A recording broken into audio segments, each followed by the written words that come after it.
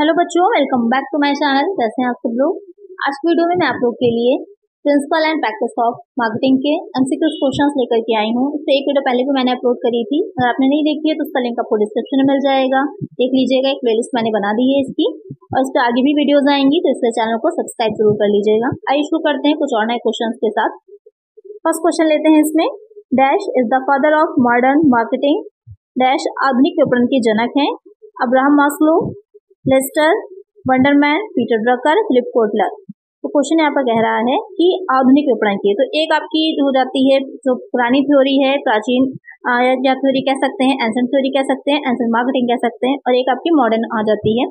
तो जो पहले विपणन था वहां पर सिर्फ क्रय विक्रय को, यानी कि परचेज करना या बाय करना या सेल करना, इसको ही माना जाता था मार्केटिंग का मेन काम। लेकिन आज के टाइम में जो मॉडर्न मार्केटिंग है, वहां पर किसी भी प्रोडक्ट को बनाने से के विचार जो आता है, पहली बार जो आइडिया आता है, वहां से लेकर मार्केटिंग का काम शुरू होकर के उस प्रोडक्ट को बेच लेने, विक्रय कर देने, सेल कर देने तक, उसके बाद भी जो सेवाएं दी जाती हैं, जो वारंटी है, गारंटी है, रिपेयरिंग है, मेंटेनेंस है, या फिर उसके बाद फीडबैक है, ये वहां तक आपका जो है मार्केटिंग का काम चलता रहता है। तो आज के टाइम में जो मार्केटिंग है उसका स्कोप बहुत ज्यादा है। तो यहाँ पर जो मॉडर्न मार्केटिंग है, किसने इसकी को फादर माना जाता है, किसको इसका फादर या जनक माना जाता है, तो वो हो जाते हैं फिलिप कोटलर। तो यहाँ पर करेक्ट आंसर हो जाएगा ऑप्शन डी। तो ध्यान में रखिएगा इसे, फिलिप कोटलर को जो मॉडर्न मार्केटिंग अगर पूछ रहा है तो उसका जनक कहा जाता है। नेक्स्ट क्वेश्चन है, marketing is a process which aims to dash. Marketing एक प्रक्रिया है जिसका उद्देश्य डैश है। उत्पादन, लाभ कमाना, ग्राहकों की आवश्यकता या जरूरतों की संतुष्टि, उत्पाद बेचना। अब यहाँ पर क्वेश्चन कह रहा है कि मार्केटिंग एक ऐसी प्रोसेस है जिसका क्या एम होता है, क्या ऑब्जेक्ट रहता है, क्यों की जाती है ये।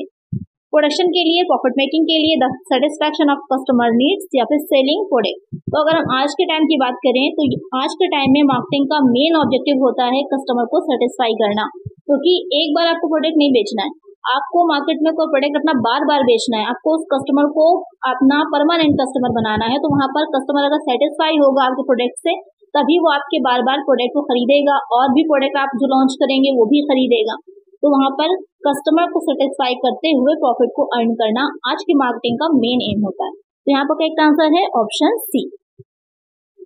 नेक्स्ट क्वेश्चन है, the term marketing refers to dash. Marketing शब्द डैश को संदर्भित करता है। विज्ञापन, वित्तीय संवर्धन, प्रचार और जनसंपर्क गतिविधियां। एक नए उत्पाद को विचारों, विकास, अवधारणाओं और सुधारों की आवश्यकता होती है। बिक्री योजना, रणनीतिक और कार्यान्वयन, या फिर एक दर्शन जो ग्राहक मूल्य और संतुष्टि पर जोर देता है। Advertising, sales promotion, publicity and public relation activities. New product needs, ideas, development, concept and improvement. Sales planning, strategy and implementation. A philosophy that stresses customer value and satisfaction. तो यहाँ पर क्वेश्चन कह रहा है कि जो मार्केटिंग है क्या रिफर कर रहा है, क्या संदर्भ कर रहा है, क्या हमें बता रहा है, मार्केटिंग से हम क्या समझते हैं। इन चीज है ये देखा गया जब हम बना रहे थे, तो आइडिया हमारा जो आया था किसी प्रोडक्ट को बनाने का कि कस्टमर किस तरह की वैल्यू रखता है, उसको क्या चीजें चाहिए होंगी, क्या उसकी नीड होगी, उसको ध्यान में रखकर हम अपने प्रोडक्ट को बनाएंगे, और साथ में उसकी जो सेटिस्फैक्शन है वही हमारा मेन ऑब्जेक्ट होगा या हमारा मेन एम होगा। तो यहाँ पर एक आंसर हो जाएगा ऑप्शन डी, कि एक दर्शन है जो ग्राहक मूल्य और संतुष्टि पर जोर देता है, बल देता है। यहाँ पर बहुत से बच्चे कंफ्यूज हो जाएंगे बी और डी में। तो ये जो सारी बात इसमें कही गई है कि आइडिया, डेवलपमेंट, कॉन्सेप्ट, इम्प्रूवमेंट, तो ये है क्या, ये कहाँ से, यही तो है ना कि समझना कस्टमर की नीड क्या है, वो क्या चाहता है और कैसे सेटिस्फाई हम उसको कर सकते हैं। तो यहाँ पर बेस्ट आंसर हो जाएगा आपका ऑप्शन डी। नेक्स्ट क्वेश्चन है, in the history of marketing when did the production period and. विपणन के इतिहास में उत्पादन काल कब समाप्त हुआ। 1800 के अंत में, 1900 के अंत में, 1920 के दशक में, द्वितीय विश्व युद्ध की समाप्ति के बाद। यहाँ पर क्वेश्चन कह रहा है कि प्रोडक्शन पीरियड एंड कब हुआ था। पहले के टाइम में क्या होता था, जो पुराना मार्केटिंग की थ्योरीज हैं उसमें जो प्रोडक्शन होता था, जो प्रोडक्ट हम बना रहे होते थे, वो सब कुछ होता था, क्योंकि वहाँ पर कंपनीज कम थी, कंपटीशन कम था, मार्केट इतनी ज्यादा फैली हुई नहीं थी। तो लोग जो क्या करते थे, जो भी प्रोडक्ट मार्केट में अवेलेबल है उनको ही हमें परचेज करना क्या रहता था, हमारे लिए एक मजबूरी बन जाता था। लेकिन आज के टाइम में क्योंकि मार्केट इतना ज्यादा फैल चुकी है, हम जितना भी चाहे प्राइस के मामले में हो, चाहे क्वालिटी हो, चाहे क्वांटिटी हो, हम हर चीज में आपस में क्या करते हैं, तुलना कर सकते हैं। कई प्रोडक्ट की आपस में, और उसके बाद जो रीजनेबल होगा, जो हमारे लिए सबसे सही होगा, उसके अकॉर्डिंग हम उसको परचेज करेंगे। तो अब मार्केट बदल गई है, अब कस्टमर बेस्ड हो गई है, पहले प्रोडक्ट की बेस्ड थी। तो यहाँ पर कब उसका जो वक्त था या एरा था समाप्त हुआ था, तो वो हो जाएगा 1920 इन द 1920s 1920 के दशक में। करेक्ट आंसर हो जाएगा ऑप्शन सी। नेक्स्ट क्वेश्चन है, marketing is dash, there is a constant tension between the formulated side of marketing and the management side. marketing है dash, marketing या फिर विपणन dash है, विपणन के सूत्रबद्ध पक्ष और प्रबंध पक्ष के बीच निरंतर तनाव बना रहता है। एक कला, एक विज्ञान, कला विज्ञान दोनों, बेचना या विक्रय। तो मार्केटिंग क्या है? तो ये क्वेश्चन हर सब्जेक्ट या हर विषय के बारे में पूछा जाता है कि वो विषय क्या है, या साइंस है, आर्ट है। तो विपणन की अगर हम मार्केटिंग की बात करते हैं तो मार्केटिंग भी क्या है, मार्केटिंग भी विज्ञान और कला दोनों है, both an art and A science. तो करेक्ट आंसर हो जाएगा ऑप्शन सी।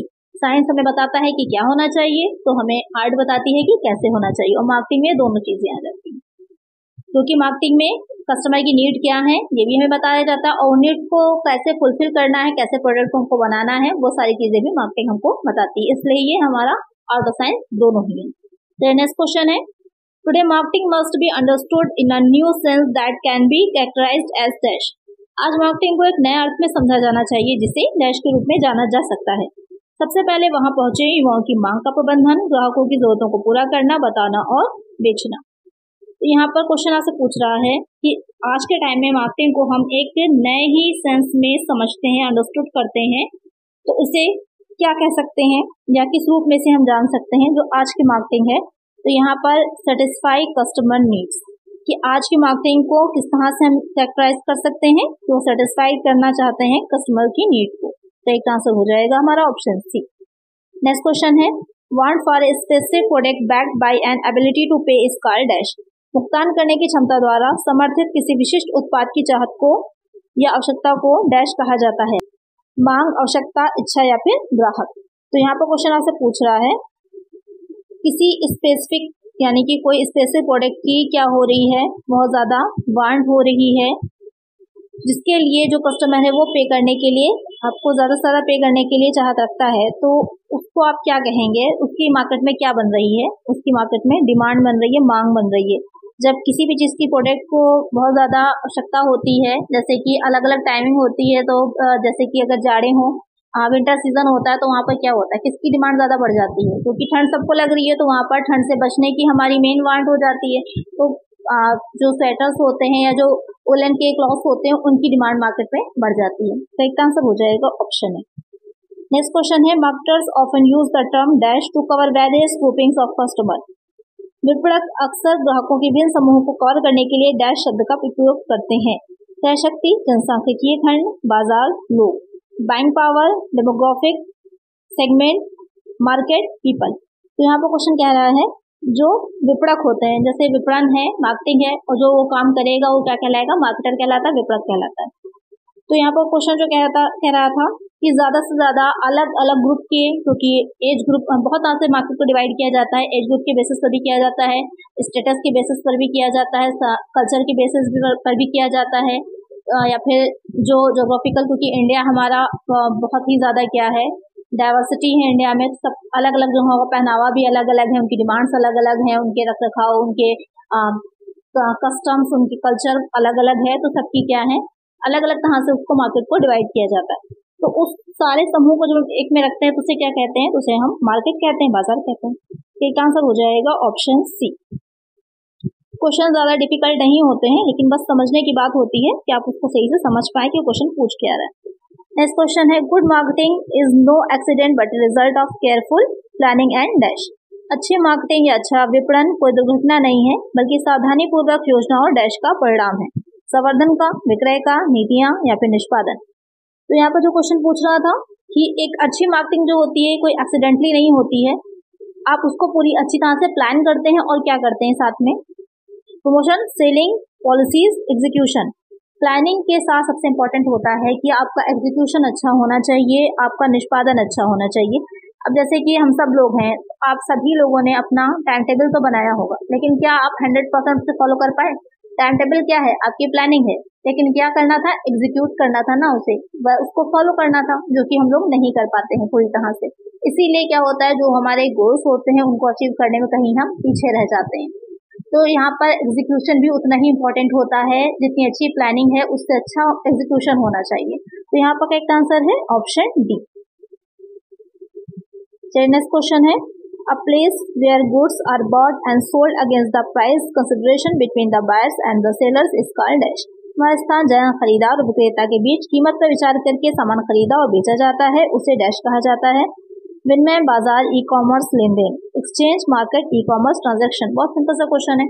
एक जगह, ये एक डिफिनेशन है, समझ लीजिए, कोई एक जगह है जहाँ पर किसी भी प्रोडक्ट के क्या है, परचेस करने वाले और उसको सेल करने वाले दोनों ही हैं, और वहाँ पर क्या है, मोलभाव होकर के या फिर जो आपस में एक दूसरे के साथ बातचीत करके एक प्राइस के अकॉर्डिंग वस्तुओं को बेचा जा रहा होता है, तो वो जगह क्या कहलाती है, वो जगह कहलाती है मार्केट, बाजार कहलाती है। एक आंसर क्या हो जाएगा, ऑप्शन बी हो जाएगा। नेक्स्ट क्वेश्चन है, dash involves transfer of ownership of the goods. Dash में माल के स्वामित्व का हस्तांतरण शामिल है। बेचना या विक्रय, संयोजन, क्रय, असेंबल करना और खरीदना। तो यहाँ पर क्वेश्चन क्या आ रहा है कि जो ओनरशिप होती है, उसको जो ट्रांसफर किया जाता है, गुड्स की ओनरशिप है उसे ट्रांसफर किया जाता है, तो वो किस में इन्वॉल्व होता है। तो दो चीजें होती हैं, एक में हो जाता है कि आपको स्वामित्व मिल रहा है किसी चीज का, और एक में होगा कि उसको यूज करने का आपको राइट मिल रहा है, अधिकार मिल रहा है। तो यहाँ पर जहाँ पर ओनरशिप भी ट्रांसफर हो रही है साथ में, तो उसे क्या कहा जाता है, उसे सेलिंग कहा जाता है, उसे विक्रय कहा जाता है। एक आंसर हो जाएगा option A.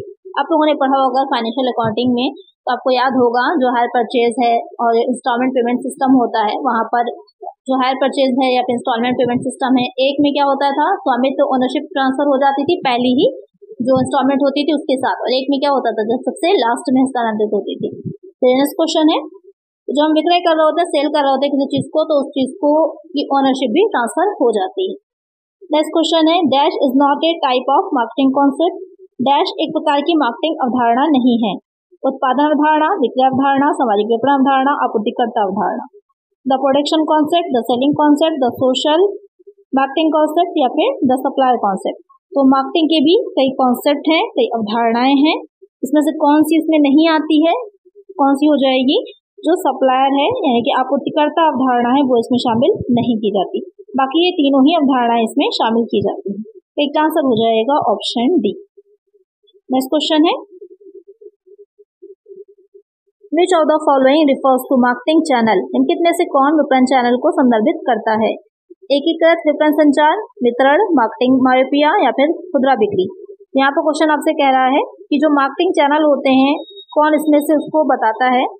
Integrated marketing communication, distribution, marketing myopia, retailing. इसमें से कौन सा हो जाएगा, तो डिस्ट्रीब्यूशन जो होता है, वितरण होता है। जो प्रोडक्ट हमने बना लिए हैं तो उनका बन जाना इंपॉर्टेंट नहीं होता, एक आपका डिस्ट्रीब्यूशन चैनल होता है जो कि उपभोक्ता तक, कस्टमर तक उन प्रोडक्ट को पहुंचाए।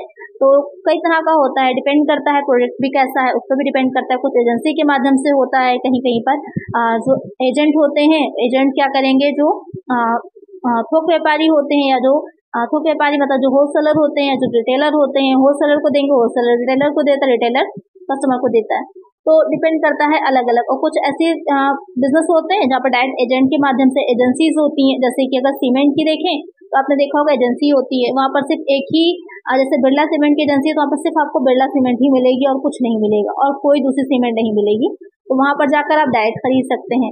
और अब तो सीधे, क्योंकि ऑनलाइन परचेज का टाइम चल रहा है, अब सारी चीजें तो ऑनलाइन हो गई हैं, तो आप डायरेक्ट कंपनी से भी प्रोडक्ट को खरीद सकते हैं। तो वहाँ पर वो काफी कम रेट पर मिल जाता है हम लोगों को। तो यहाँ पर क्या हो जाएगा, उसे डिस्ट्रीब्यूशन कहते हैं, और डिस्ट्रीब्यूशन में आता है। तो एक आंसर हो जाएगा ऑप्शन बी। नेक्स्ट क्वेश्चन है, dash is a combination of quality, services and price. Dash गुणवत्ता, सेवा और कीमत का एक संयोजन है। Marketing trade, customer value trade, customer satisfaction trade, service quality trade.